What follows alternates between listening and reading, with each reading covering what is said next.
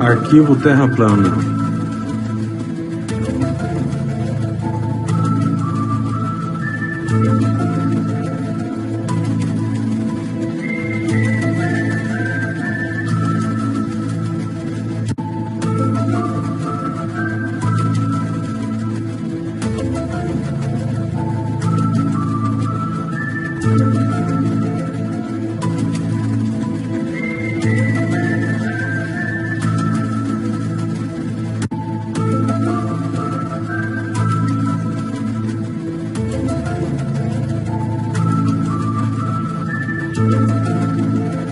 A verdade está lá fora.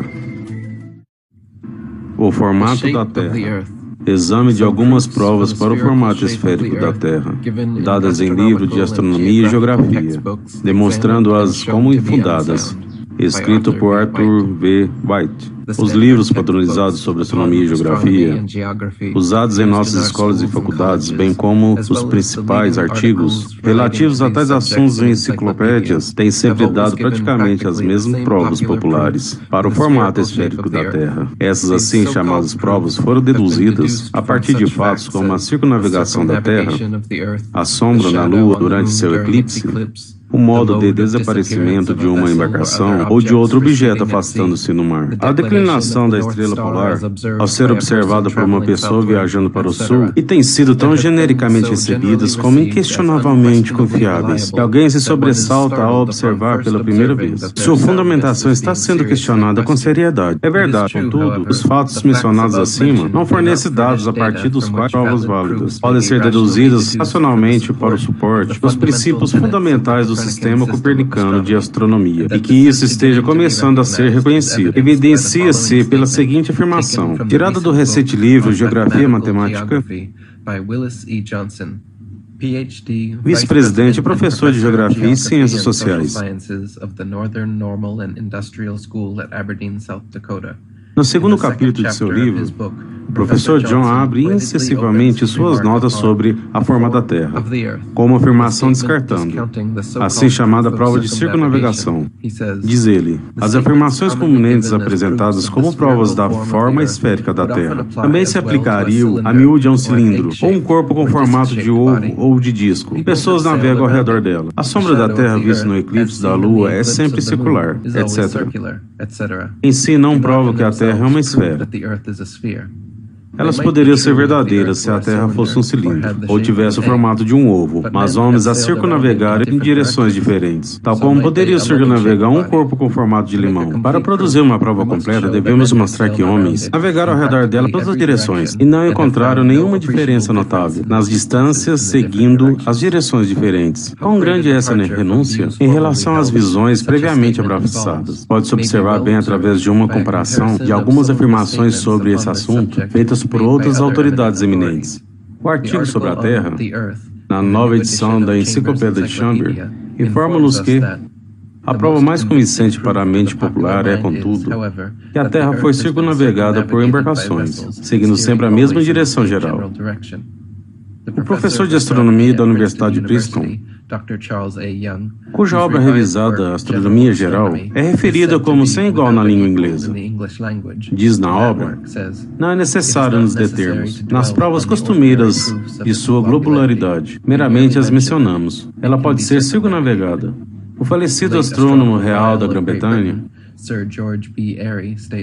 de novo, pessoas já navegaram ao redor da Terra. Isso foi feito primeiramente por Magalhães e seus sucessores no comando. A Terra, portanto, grosso modo, é alguma coisa redonda, e há limites para suas extensões. Professor de Física Astronômica,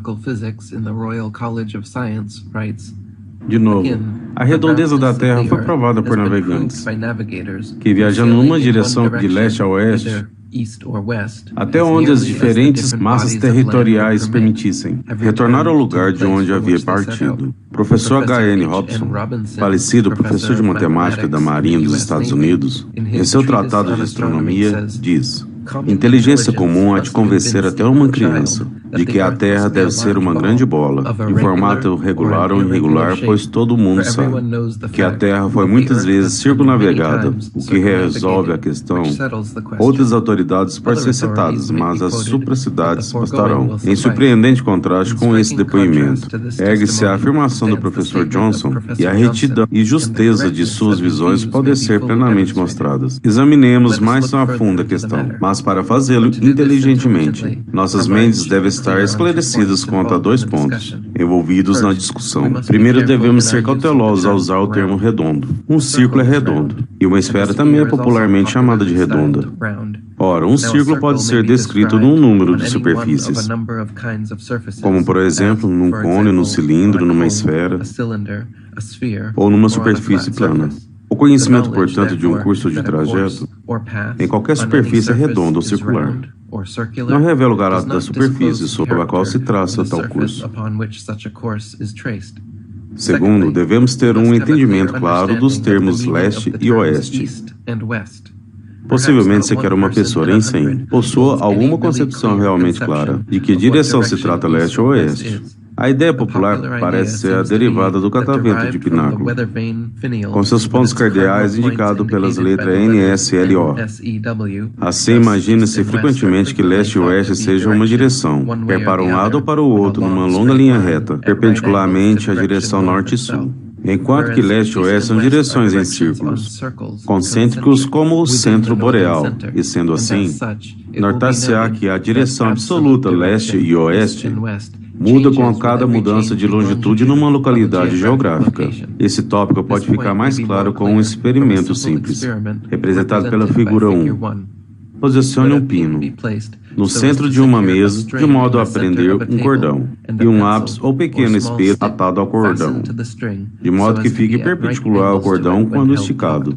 O pino representa o centro magnético boreal, o cordão a direção norte e sul no meridiano magnético, e o lápis a direção leste e oeste.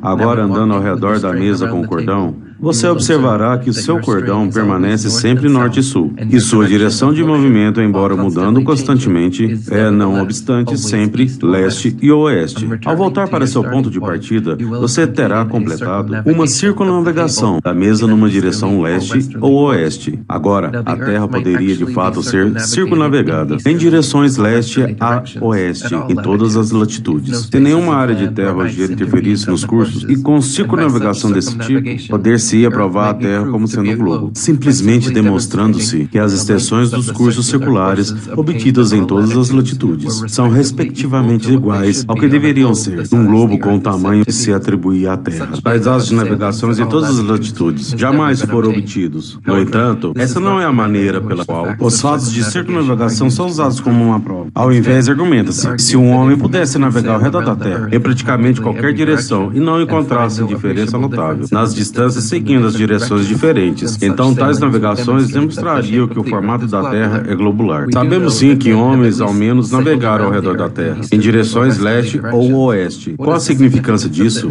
Significa que homens circunnavegaram um globo? De modo algum. Eles simplesmente navegaram ao redor da Terra num círculo. Isso foi feito na ilustração acima com a mesa, e foi realizado num piso plano. Mas revisemos todas as possibilidades de circunnavegação.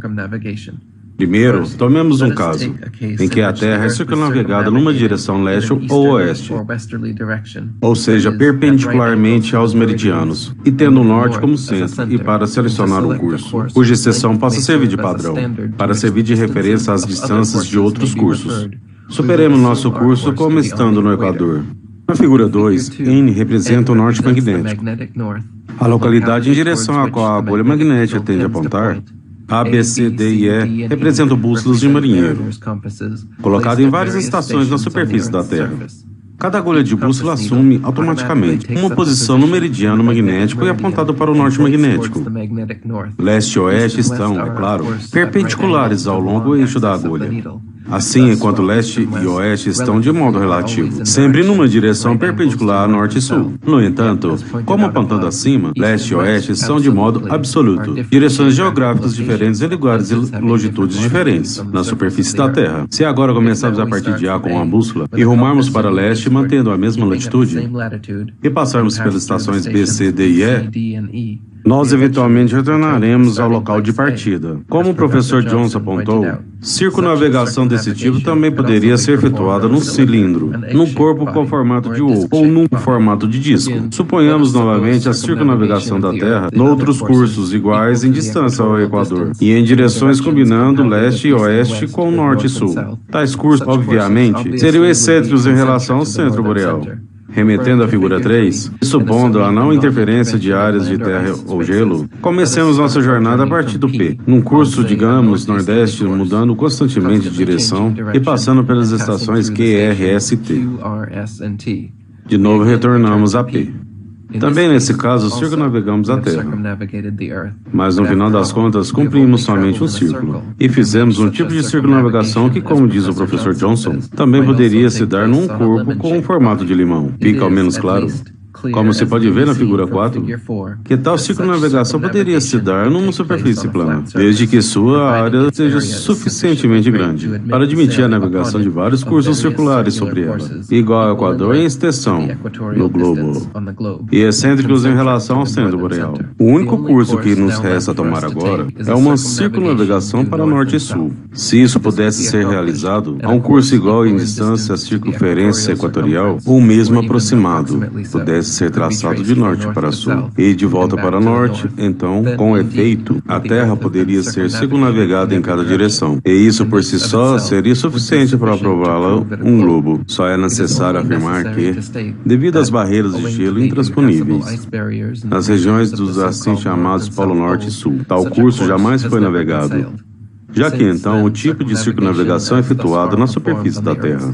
É uma proeza que pode ser efetuada no que diz respeito ao seu curso, com igual facilidade em outros corpos de formato não esférico.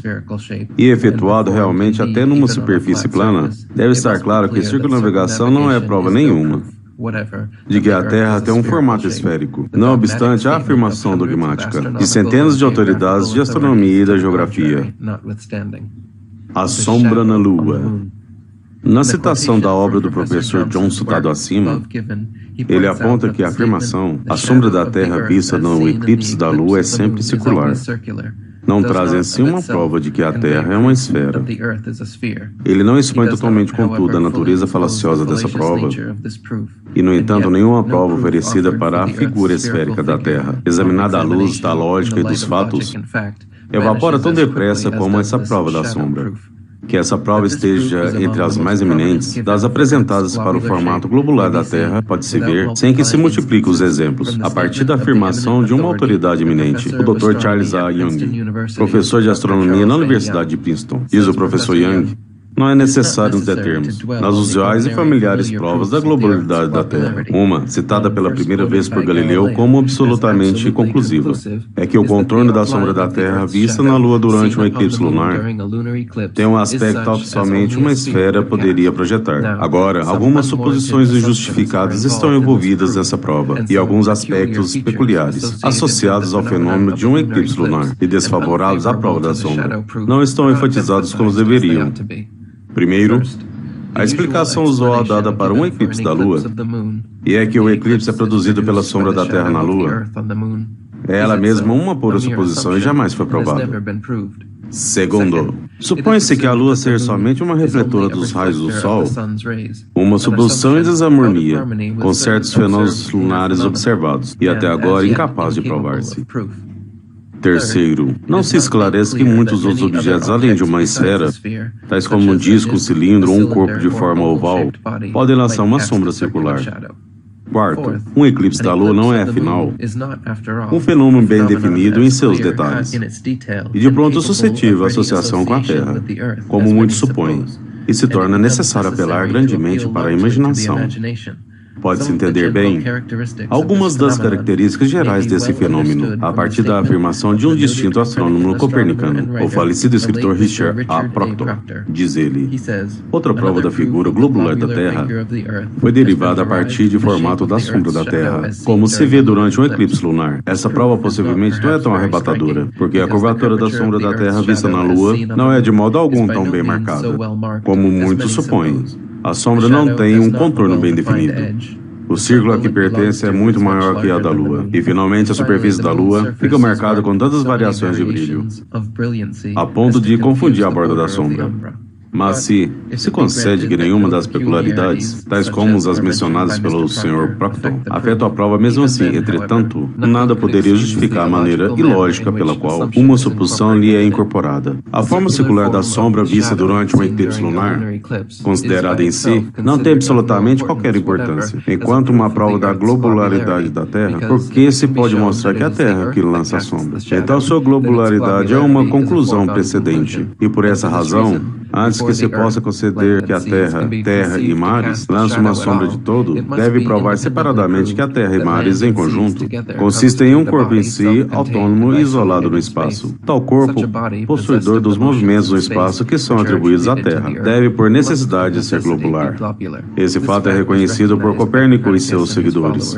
E a forma globular da Terra é, portanto, suposta por Copérnico, sendo a doutrina mais básica do sistema deles. Então, na afirmação que o escurecimento da fase da Lua durante um eclipse é causado por uma sombra lançada na Lua pela Terra, está implicitamente suposto que a Terra assim esteja situada no espaço, que ela esteja numa posição para lançar uma sombra e que, como apontado, tal suposição envolve a pressuposição de que a Terra seja um globo. E os elementos vitais à prova da sombra, derivados do fenômeno de um eclipse lunar, sejam primeiro demonstrados que a Lua seja provada uma refletora, que a posição da Terra no espaço seja estabelecida, e que seja provado que a Terra que lança a sombra. Se isso for feito primeiro, não nos será exigido, como no momento presente, pôr de lado todas as regras lógicas e dar crédito a uma assim chamada prova, cujas proposições essenciais são todas as suposições. Nenhum fato de astronomia prática jamais pode sofrer com algum teste a ele aplicado. Como dissemos acima, o formato esférico da Terra é o aspecto mais básico do sistema copernicano de astronomia, e enquanto tal, esse formato deveria estar estabelecido pelas provas mais inquestionáveis. Agora, duas das mais importantes provas dadas para a forma esférica da Terra foram vistas como infundadas. Se nosso inquérito fosse levado adiante, seria possível constatar que, entre todas as provas dadas nos livros e ensinadas à nossa juventude como os maiores fatos, nenhuma delas pudesse ser demonstrada como uma prova absoluta e válida desse aspecto que é o mais importante da astronomia teórica moderna, e é o formato globular da Terra. Será perdido demais que essas assim chamadas provas sejam submetidas ao exame crítico de nosso tempo, e que nossos professores de livros sejam mais cautelosos quanto ao que promovem como conhecimento e verdade, na ausência de provas absolutas para o formato esférico da Terra, o caráter hipotético desse aspecto fundamental do sistema copernicano, e com efeito o caráter hipotético de todo o sistema copernicano de astronomia não pode ser demasiadamente enfatizado. Isso não se trata de uma demanda desarrazoada. Ao ensinamento de nosso tempo se sustenta, cremos na afirmação geral do prefácio dirigido ao leitor. No próprio livro de Copérnico, lá o leitor é advertido de antemão para que não aceite a nova hipótese copernicana como verdade, e o prefácio conclui com esse notável pronunciamento: e que ninguém espere da astronomia algo de certo, no atinente a hipóteses, pois nada disso procura ela nos oferecer, para que tomamos por verdadeiro algo que foi para outro uso imaginado. Não venha a sair deste estudo mais estulto do que quando nele entrou. A Terra é plana. Dublagem Max Leandro Rodrigues. Inscreva no canal, curte e compartilhe. Obrigado.